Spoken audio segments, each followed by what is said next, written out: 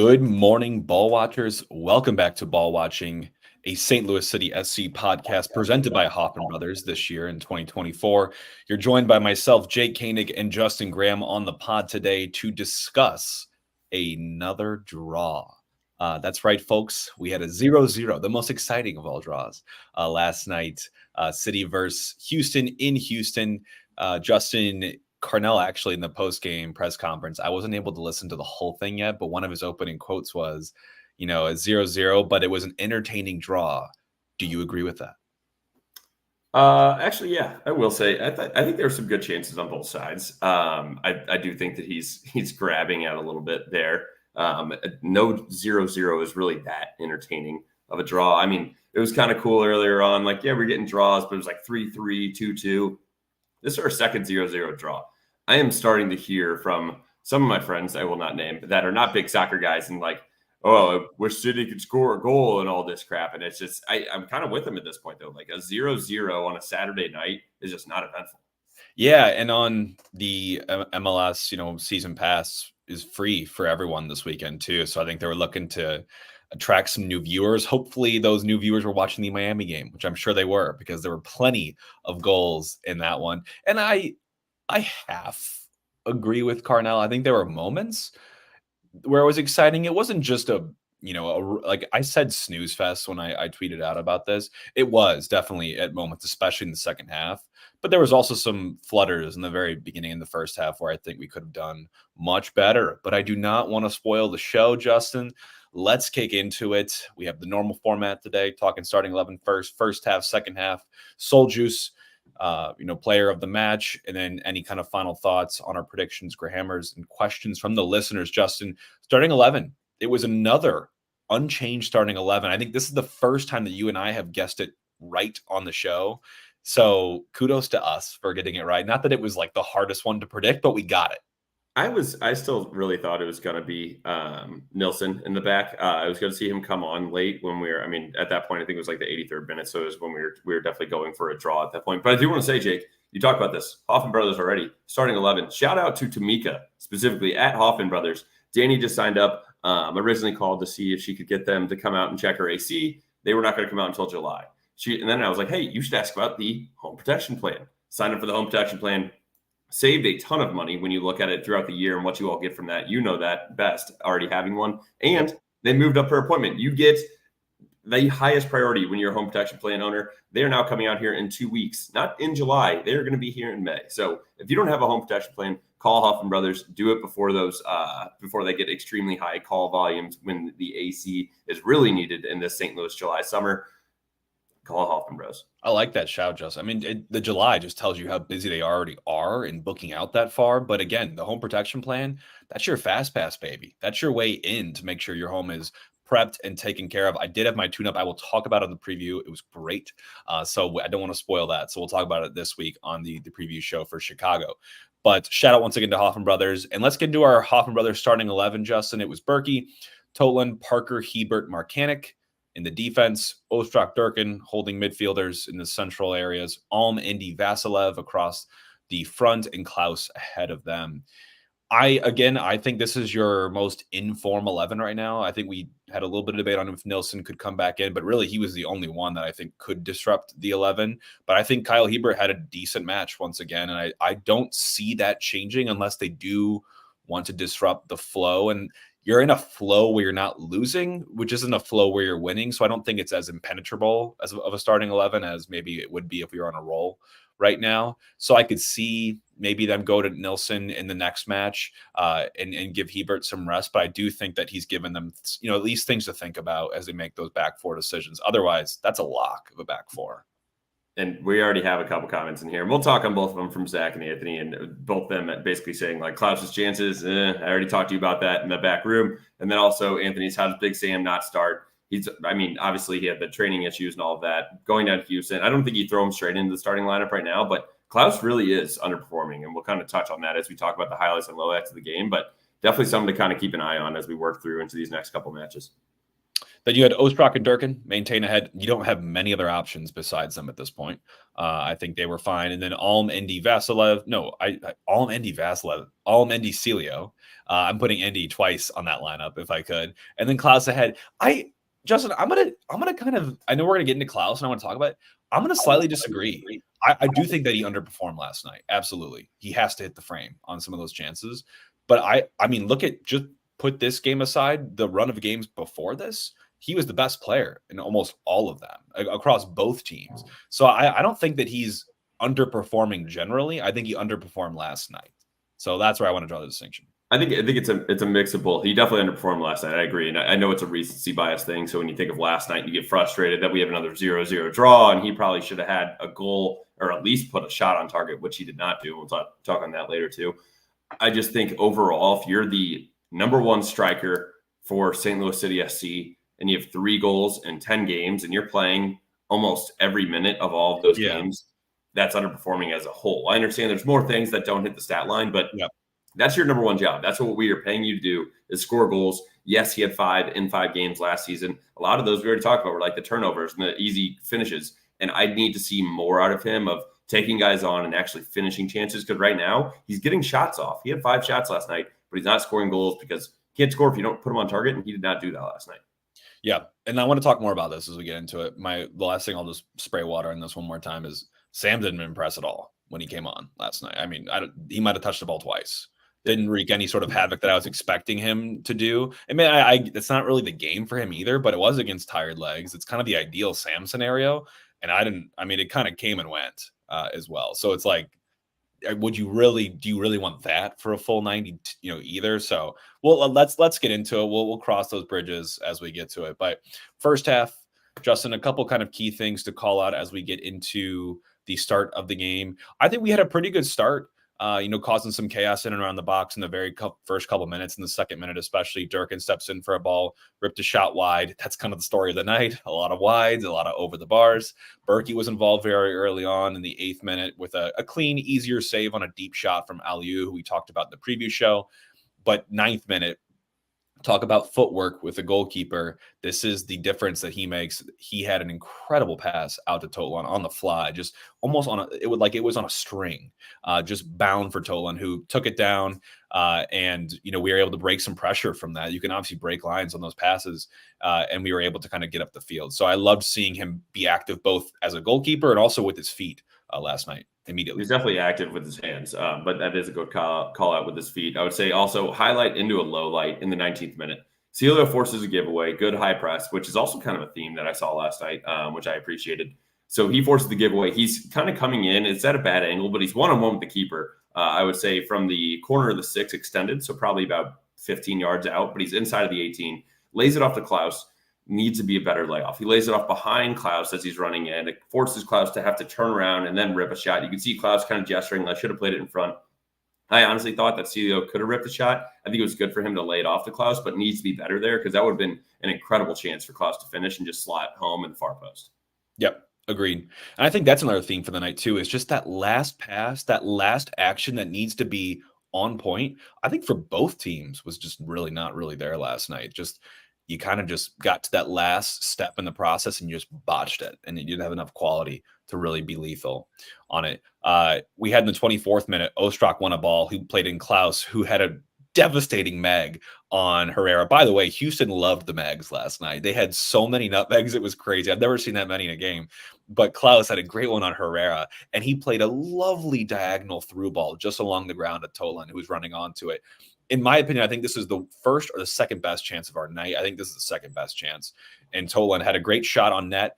It is really, really too close to Clark, though, in my opinion. It's a good, hard save to make. It's got a lot of pace, but he could have, and it was a little bit of a tighter angle, too. I do want to call, I think, the corner of the opposite 6. And Clark's in good positioning, able to parry that one away. I don't want to be too hard on Tolan, because he scores that goal against Kansas City and he had that composure in that game. So I think I kind of think now that he should be able to put this one away as well. And I wish you'd have put that a little more wide and challenge Clark a little bit more, but a great chance. Yeah, I really wish that he would just slot it at far post. I know we both put it in there, like you said, like he did for Sporting Kansas City, but I just think you need to have a little bit more composure there. He did just put his laces through it, which we'll talk about again. Someone else did, but not a good enough chance. I think we need to be a little bit more composed and just find the side netting there.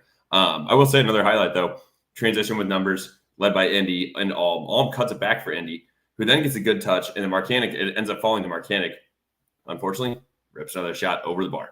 Then we talk about it again, 33rd minute. Ostrak holds the ball up on the top, pass out, beats two guys, which he did a couple times last night. So it was really good to see him dribbling, and springs in Almond behind as well. So that is one thing that I do think that Ostrak has been doing more. And I think it's with confidence, with starting more consistently now, is he's taking people on more one-on-one chances. I think originally, earlier in the season, he was that guy that kind of like worked it for us and kind of played that, I would say, Edu Leuven role of just kind of moving the ball side to side. Now he's getting a little bit more ambitious, and I appreciate it. He's taking these guys one-on-one because he has the skill to beat them and has shown it multiple times now. He does. And his opposite last night, I think, who drove the most amount of danger for Houston was Karaskia. And I don't think we did the best job at all times guarding or putting a pressure on him. And he's also a great dribbler. So, sometimes you just got to hand your hat to him. But 36 minute, we allowed Houston to find Karaskia in the half space. So kind of not out wide, but not central either, kind of right in the middle. And he drove at us. He found Bassi, who's their creator, about 25 yards out, I would say. No pressure on him at all. He's, just outside the 18, probably another 7 or 8 yards outside the 18. So has all the time in the world. You're thinking this is prime for him to hit a long shot. By the way, long shots were everywhere last night for them. So, Houston, of their, I think, 7 shots on net, I think only 2 of them were from inside the 18. The rest were misses. And so we kind of gave them the time last night. So I don't know if that was on purpose or not, but you gave a good player a lot of time to make a shot. Didn't do the shot, instead dinked it over the back line to Herrera, who was running onto it, who tried to do a little pirouette, finish on Berkey. Didn't work out that way, but everyone in our box was just kind of ball watching, like, where's he going to hit this? I think everyone was expecting the shot, but he showed the quality to dink it over the back line and really, wreak a little bit of havoc. Fortunately, Herrera couldn't get much on it. Yeah, Jake, you mentioned ball watching. You know what ball watching loves? The pitch. I want to give a quick shout out. I know it's kind of, we work them in every now and then. The pitch was absolutely rocking on Thursday and Friday night for the Zach Bryan concert. It's good to see people getting out and about. I would say if you're going to a concert anytime this summer, or obviously going to a city match, get to the pitch. Had a nice little frozen Irish coffee, a couple beers, had a full-on dinner there as well, and then just walk down the street to Enterprise on a beautiful afternoon. So get to the pitch. Go there today. Go watch some. There's going to be some UFL on today. There's golf, baseball. Get to the pitch. Go enjoy this nice Sunday. We got our bell rung at the very end of that first half. That was the closest I think Houston maybe came in terms of causing us danger and going down in the match. It was a corner kick, set piece defense. Justin, we talk about it time after time, game after game. Defense specifically as a weak point, and offense as more of a strong point for us. And there was a corner. I think Indy just wasn't really tight enough to his man. It was a good delivery from the corner, and I think lacked a little bit of hunger. And he's not the guy either in the box that you want, getting up for that. He doesn't have the most height. I don't think he has the most aggression. What do you think there, Justin, as a former center back in that situation? How do you defend that better? So I'm intrigued by it because we do like a mix of like a man, but we put some of our smaller guys on the man-to-man. And then we have a zonal that we do that we look at, like Klaus and Parker and some of the bigger guys. We put them like almost along the 6 as like a wall. For Berkey. It's what Houston did. They put 4 guys basically in like a huddle, like a ring around the rosy thing that was going like right at top of the 18. And it is tough to then track your guy, but I agree with you. I think when that ball is played in, you need to be grabbing the jersey of your guy and you need to be going up and winning it. And if you're not going to win it, you need to make sure that he can't win it as clearly as he did there. Indy didn't even get up for it. I think I watched it like multiple times. I felt like the guy that actually headed that ball, Daniel Stairs, came out of nowhere. I'd watch him like, where is he in this like circle mix? So I do think that Houston did well with that. But between Indy and Celio, you need to be able to get him knocked off of the ball so he cannot have such a great header on net. And I can get corner kicks specifically are really hard to defend because no one's going to be offsides on that first ball. And it's just madness.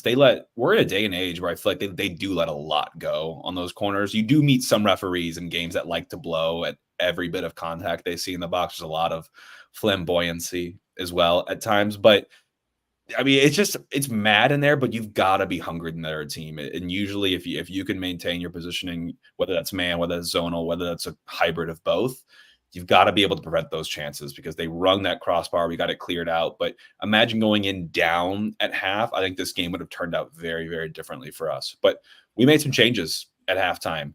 Herrera for Houston was taken off on a little minutes restriction given his injury, and we brought in AZ for Celio. No context on why. I think Celio was playing okay and wasn't his best game, but I think he was fine. And I don't necessarily think that this game screamed to me that AZ is the one to exploit what we were seeing with Houston. But I think AZ acquitted himself well. I wasn't necessarily missing Celio. No, I'm confused by it though, Jake. I think it is one that I thought that we could be doing more of. It's bringing more guys on at half as opposed to waiting into like the 70th minute, especially if it's an offensive change, trying to get guys into the rhythm. I'm a little confused why Celio came off as well. It's not like a legs thing. We just had 2 weeks off. So that one threw me off. But I will say our first highlight is with AZ in the 46th minute. He plays the ball through into Indy, who then holds it up and has Klaus do an overlap. And you have that Klaus scuffs the shot wide. It was an absolutely awful shot by Klaus. Indy does well. He's kind of breaking through, decides to hold it up, sees that Klaus is coming with him, turns right back around, like, all right, let's go do this. Slots in Klaus, and Klaus, the ball is going towards the corner. He's at the top of the 18, doesn't even take a touch. And I understand, like, it's you're trying to make a shot. It's off the inside of his foot, probably goes 10 yards wide. If you, and this is the one specifically, Jake, that I was talking about, if you are Klaus laying that ball off to Indy and Indy has that poor of a shot, you are irate and you are yelling at Indy. And I think that that's where Klaus really needs to step it up there. Yeah, no, I agree. No, you do have to be hard on Klaus because he is our only real DP. From my perspective, he's the guy that you're paying a lot. He couldn't be bought down by target allocation money. You're paying him very handsomely to do a tough job out there. And I think he does a lot of stuff off the stats or stats that aren't necessarily G's and A's. But when it comes down to it, every team needs someone that's going to grab one of those and just make that other team pay for it. It may not be the best chance. It may have a low XG factor, but this person, they are a difference maker. And I still think that we lack that today. And I don't think it's Klaus ever. Maybe Klaus will surprise me and he will have that at some point. He'll develop into that. But I think he's a great forward. I do not think that he is that player for us, though. Moving even forward, I hate to say that, but I didn't think that was him either. He's a target striker, works hard, especially now a little more off the ball, can definitely finish. I think we saw some great sample size of that last year, but I do not think that he is your game breaker. You know what I mean? Like that player that is just a true difference maker. I think that's more Leuven than it is Klaus. And I think we need another Leuven on top of that. Yeah, that's the thing. I feel like Leuven is the person that can take over a game from a midfield perspective, but we need someone that can actually just finish. I think that's really it. It's just having the quality to finish a game and finish a goal more specifically, but that just hasn't been there with him. And I don't think it's been there last season or this season. And that's where I'm starting to be a little bit more concerned. Yeah. And I feel like we'll talk probably more about the rumors with that Cedric Toykart guy from Germany, Hanover. Apparently we're going to sign as a free agent this summer. I think he brings more of that clinical quality. I don't think he is, again, someone that will grab a game by the scruff of the neck and say, we want to win this game, I'm going to do it for us. But I do think he brings more of that goal factor that I think we might be looking for. So I think he could move the needle. In the second half, Justin, we had a great flurry of chances, a great flurry of highlights, I would say. Starting in the 49th minute, Berkey was out sweeper keeping with his head, had a couple instances of that last night leading into offense. In the 50th, Ostrak played a near post curved ball into the 6th. After a long corner kick kind of spout out to him. There was a little scuffle in there. Klaus lays it off to Durkin, who had a rip just outside the 6th, but the shot was blocked wide. It was an amazing chance, one of our better of the game. Houston also played into our hands at times. They had a bad giveaway in the 56th minute. Ostrak won it, beat a few guys, just like you already mentioned, and then he was tackled off the ball, but it landed at Klaus's feet for another great chance, and he just didn't have the composure, just skies it right over. And we continued to apply pressure in that, that second 15 minutes of the first 15 minutes of the second half. And for me, if you're not going to get a goal amongst those chances, you kind of see what happens and they grow into the game and they look the more of the threat down the, the final stretch. So that highlight that you talked to a little out there with Ostrak, that's where I was talking about specifically. He took on both those guys and it was some messy touches that he was just kind of weaving between the two defenders. I thought it was awesome to see from him. And then, like you said, fell to Klaus, who skies it over. Oh, guess what, Jake? In the 61st minute, we have another one where a couple different corner kicks. Then it leads to a cross from Alm that then Klaus tries to bike. And it's not even like he's at the PK spot or in the 6. he is at the 6 extended again, where like Celio was when he laid it off to Klaus, tries to bike it and sends it over the top. I'm like, what are you doing thinking that this is where you're going to score a goal? Somehow it would have been. And I don't know what he could have done there. I guess he could have tried to take it down and lay it off and recycle, but he did catch that bike. He caught it, but it was over again. So it's like, do whatever you need to get the ball in the frame or give us another chance to recycle it. I'm with you. I think that's the big frustration this morning from everyone is just you look at this guy to be that difference maker when it comes to the goal mouth. He's got to be putting it on frame. If you come away with that many shots and none of them on goal, we're doing something wrong. Like we got to stick you into a full practice session all week this week and just have you work on your finishing, man. Because it's been there at times. We've seen it. It's just not as consistent as we'd like to see. No, I completely agree. But I think there's enough that we talked about on that. I will say I was kind of surprised in the 75th minute, Jake, that we got to see Kojima come on. Is that something that he's kind of one that I feel like we just kind of randomly have put in? I would say I'll go look real quick while we're talking, but I feel like he's only played like 60 minutes total this whole season. Yeah, it's always been kind of bit part roles that he's been in, I think recently. But again, it's out of necessity. If you see, one of Ostrak or Durkin tiring or God forbid getting hurt out there, you've got to make a change. And I think he's the only one you have healthy off the bench right now. That isn't AZ, and AZ is not a swap for Durkin or Ostrak. So I actually think he played okay last night. Kept it simple, which I like, and I think he worked really hard off the ball as well. So it's the little things, especially for a young player like that. So I was impressed. That I will say that's definitely it. Once Blum and Leuven are healthy, I don't think we're going to see Kojima as much. I think we're going to see him play a lot for City too, which is fine. It's his first year for us. So he has only played 52 minutes so far this year. He's made 3 appearances. Yep. That feels right. Someone else, I don't want to gloss over this, but what do you think about Tolan's performance last night? I don't think it was his best. We talked about that shot on goal that he had in the first half. I think Aliou had him on toast a couple of times last night. And it wasn't necessarily all Aliou, but his 1v1 defending, I don't think was the best. He let guys kind of march him into the box and kind of get his hips turned around a couple of times. That led to some chances that I think they could have been a lot more clinical on. I don't think it was his best night, but I don't want to weigh too heavily on that because I think he's been one of our best players so far this season. We had a couple chances, Justin, late on, though, in the game to kind of give a little bit of life to this. Indy recycled a cross for Kojima, who one time to pass wide for Klaus. What do you think happens? Just guess.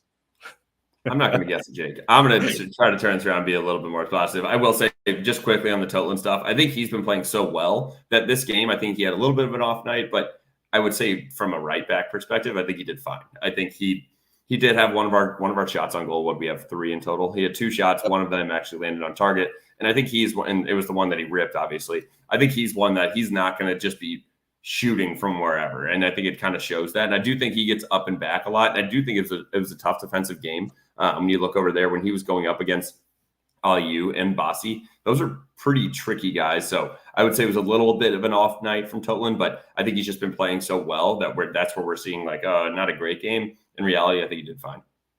We saw Thoresen come on in the 82nd, Nilsson on for Tolan as well. And the final 2 things I want to talk about this game is, 1, Roman Berkey. I mean, we talk about having, a lot of teams have their game breaker, their best player, their MVP, their star in the field of play. Berkey's just ours, but he's in the back, between the sticks. And he made, I think, his best save of this season, and this is the type of situation you want to go out and get a goalkeeper for. I think LAFC's finding out the hard way that, yes, I think we've opened up this new debate now to say, yeah, you can go out and pay a big time goalkeeper and he can make that difference here for your team, but it's got to be the right one. And Lloris, I don't really necessarily think is flying so far this season. Berkey's out there flying off the ground and making this incredible bottom hand save to save points for us. It's a long shot.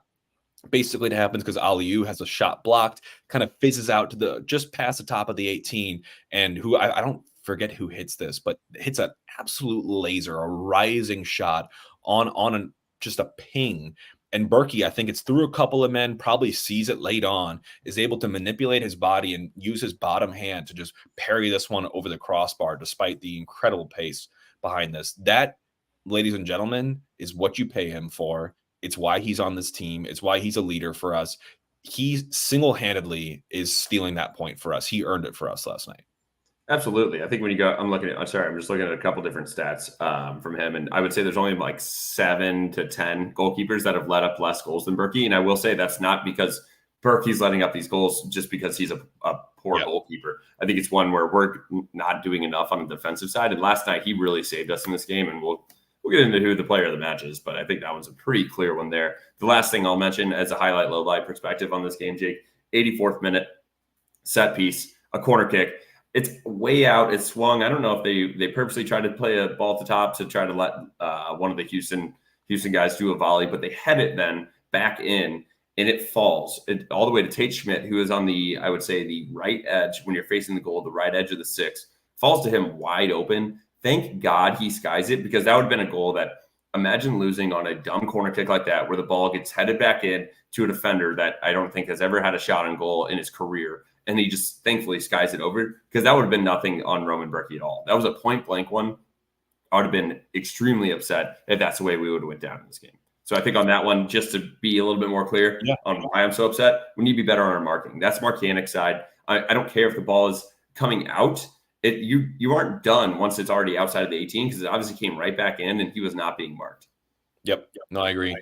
Look at the stats, Justin, for the game. It was pretty blood orange. There was a lot of Houston everywhere. They outpossessed crap out of us last night, which is okay for the most part, because I think this is a game that either team could have absolutely come away with 3 points on. I think 1 point each is pretty fair. If anything, I think Houston might have deserved it more, but we had our chances. I do feel like they played into our hands at times. The giveaways, the errant passes, the heavy touches, and we just couldn't make them pay. And we talked about being lethal in this preview. And that's so easy to say, but again, we knew what we had to do going into this, and I feel like it played out kind of like we expected it to. But you weren't able to make the most of those. So they dominated us possession, which is okay. We were pretty close on, the touches in the opposition box, which is a good stat to really gauge how, threatening you were in behind on the attack. We had a lot of shots off target last night. It was unacceptable to me to have that many. I'm looking at the exact amount. Justin, we had 10 off target last night of our 18, and only 3 were on. 5 were blocked. So it's frustrating, because this team I think they're doing a lot better in terms of generating those chances. But in this game specifically, it's like, what are you guys doing? You need to be able to challenge Clark and put him on his heels. And if you take a little bit of pace off the ball, I'm fine with that. Let's just try to force him into action. And we just didn't do a good job at that last night. We were kind of just caught. No, absolutely. And Jake, so I was actually, you already mentioned the Miami game, because I was going to say our XG and their XG, they had 1.29 for Houston and we had 1.01. I went to the Miami game and be like, wow, that game, for anybody that doesn't know, ended up being 6-2 Miami. Their XG was only 2.88, Jake. I do not understand it. That is absolute crap. I will say one of the most insane stats, though, they only had 7 shots on goal, and they scored 6 of them. Yeah. And Messi had 5 assists and a Suarez hat trick. Like, if anybody hasn't seen it yet, if you don't want to spend your whole Sunday inside rewatching the game, at least go watch that recap, because that game was insane. That's what we need, though. That's a good thing to call out. Yeah, they didn't have 6 XG. That'd be nuts. I mean, because what they do have is 2, especially 2. I'm thinking about Suarez and Messi, XG monsters, guys that take those 0.06s, those 0.1s, and just bury them more than the regular person. So that's what they have. And that's what we need, is someone that can come in and just eats those chances up and has them for breakfast. Like, that's what you need. And that's what Klaus almost seems like the inverse of right now, is he needs that really high quality chance. And yeah, he might bury the occasional one that is a really tough chance to take. But right now we're just not getting enough quality and output from your striker, which is what you need.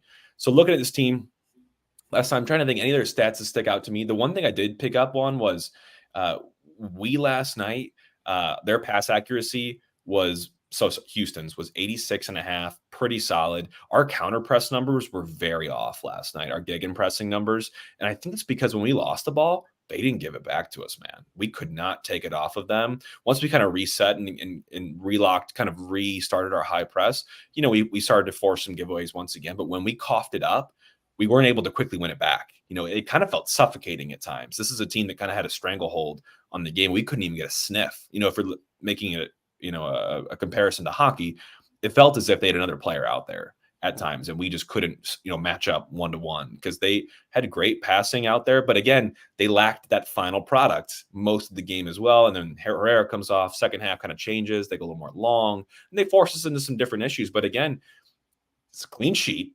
Let's do some positives, Justin. Clean sheet. Berkey back to his best. I think for our back line, they're probably pretty happy with that performance. I don't think we had anything drastic at lowlights for them. And again, on the road, is the worst thing to pick up points on the road? No.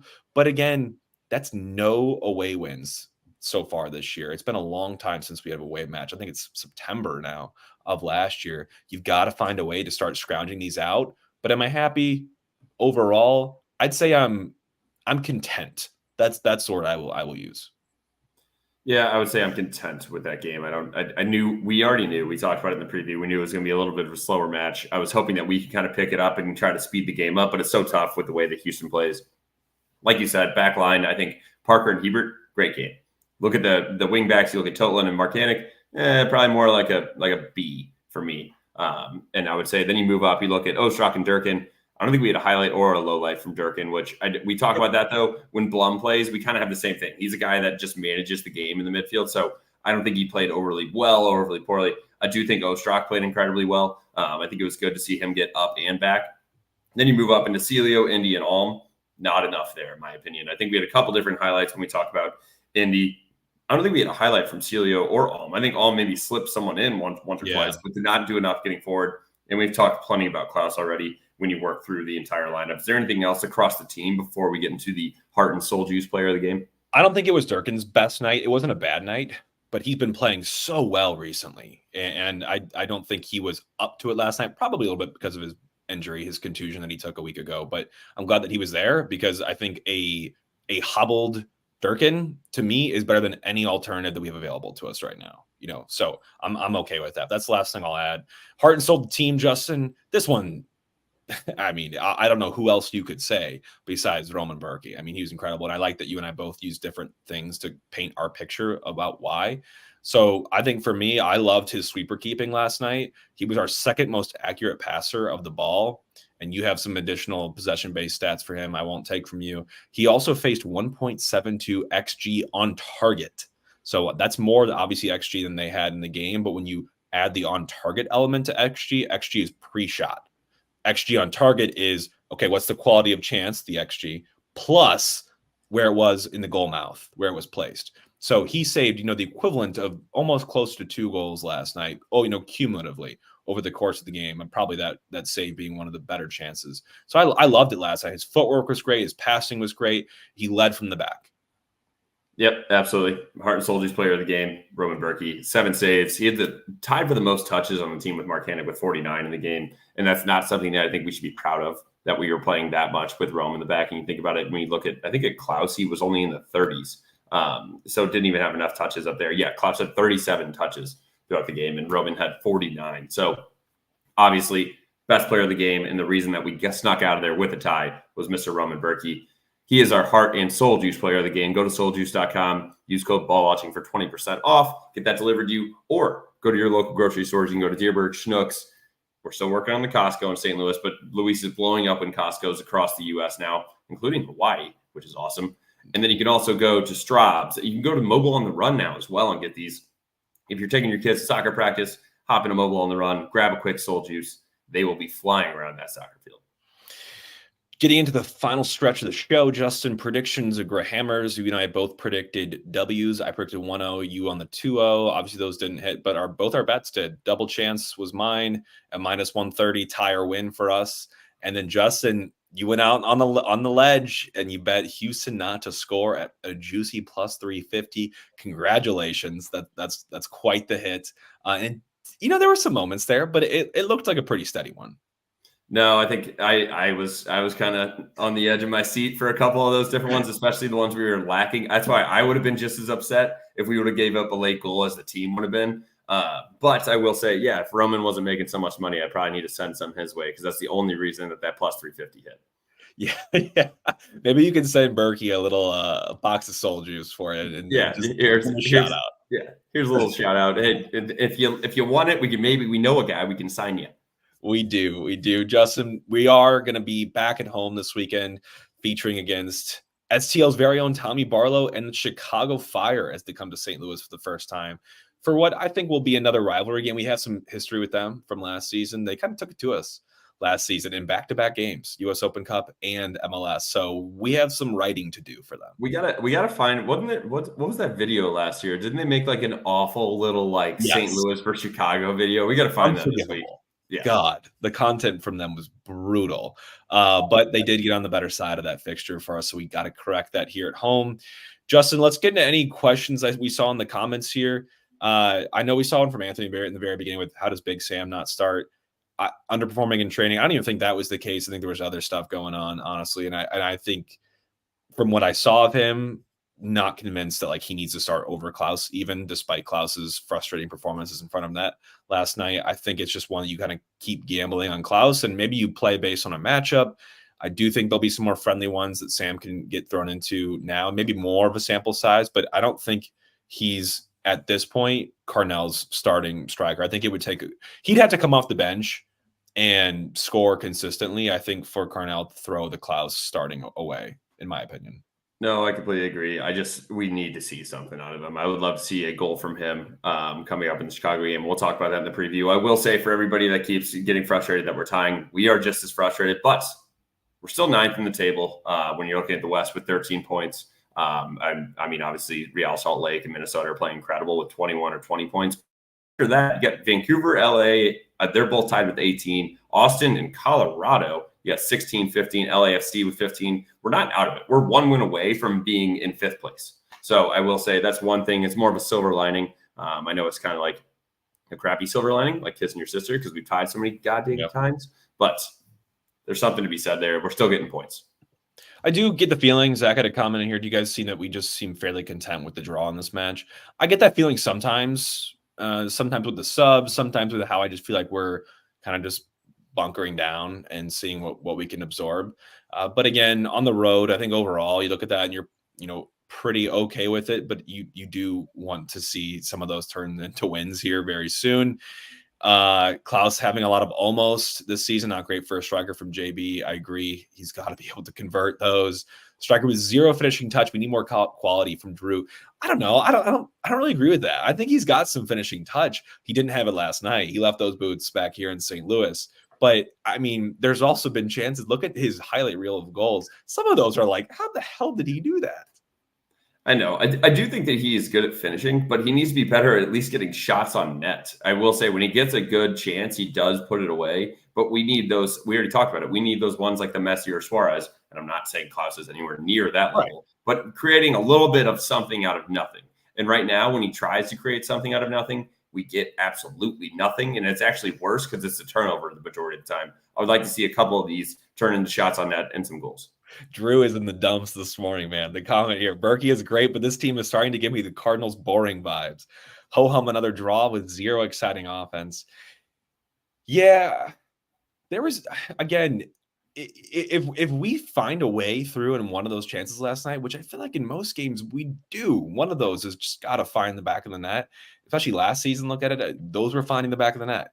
I just think give this team some time. Again, if we're not performing, the fact that we're grinding out draws, that's a good thing. Like, think about our weakness in the playoffs last year. Those games just got away from us. So far this season, that's not the case. We're in every one of these games, barring, I think, the RSL one, to the death. You've just got to have that little extra bit of quality to be a difference maker and be able to put yourself ahead and walk away with 3. Jake, I'm already getting a little too excited, but when you look at it, we're talking about this, and I'm trying to get some positivity in here. Chicago has given up the 4th most goals in the MLS. We are coming back home to have a game on a Saturday night in St. Louis. We already talked about it. I think JT put it in here as well, that it's got to be a TIFO game as well. I might need to bet with my head and not my heart, and someone needs to take my phone away, because I really do think that we're going to score at least 2 goals, and that might be a huge bet on us, the over 1.5 specifically. For us in that game, the odds are up actually for us versus the Fire. We are minus 125 money line. Chicago's plus 285. And I think Chicago lost last night, if I'm not mistaken, as well. I'm forgetting who they played, but they're going to be, wanting to come in and right the ship. Us to score 2 goals is minus 135. We already talked That's about this for tasty. anybody that's looking at bets. As the week progresses, those odds are going to get worse. So where you're going to have to be paying more to win more. So I will say, if Yeah. anybody wants to go take some bets, you should probably do it in the next day or two. I do kind of feel like, and here's the last bit of hope for you all today too. Not that we should be hopeless at all, but I do want to say I feel like we're a little bit of a powder keg of an attack right now, that there's a lot of buildup. There's a lot of things that we're doing better this season than we did last season. We're finding good chances. I think even more so than we did last season. We were more lethal on them last season on a smaller sample. I do feel like we're kind of bound to have one of those games where we just go off.